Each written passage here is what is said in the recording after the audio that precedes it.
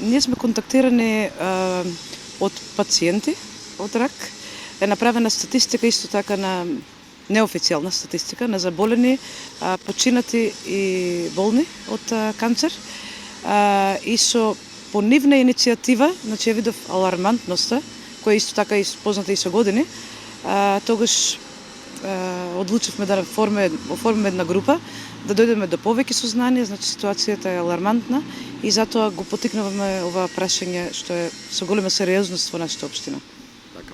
Имате ли сознание што велат бројките, па велите алармантна е ситуацијата, за кој период станува збор и прочем, зошто тој марш, кој е она порака или апел? Пораката за маршот се работи за 3 работи. Статистиката е направена за последните 2 до 5 години наназад. Најголем процент од рак на дојка од Македонија, неофицијално да знаваме дека доаѓа од Гевгелија, додека и исто така и други форми на канцер.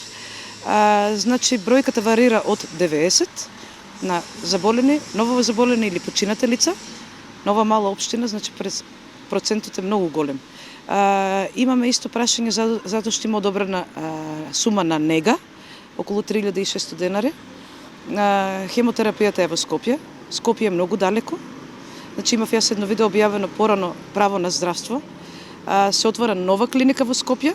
Значи нема ништо против градот Скопје, меѓутоа треба таа клиника да биде достапна до сите.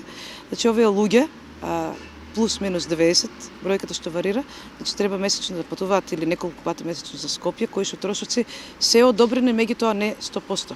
Има луѓе кои што не се осигурани, најосетливата категорија на луѓе, кои исто треба да одат на хемотерапија, им требаат лекарства, исто така витамини и ред други работи, значи сакаме и исто кои се причинителите за канцер. Зошто е толку голем процентот во Гевгелија? Исто и во нашава држава, меѓутоа сега работиме на локално ниво.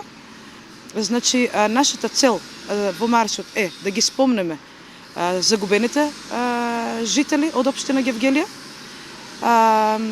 Можеби луѓе ќе дојдат со нивно име и презиме или пак само почет да се одаде. Исто така да ги охрабриме луѓето кои што се заболени, затоа што има доста луѓе кои што се излечени.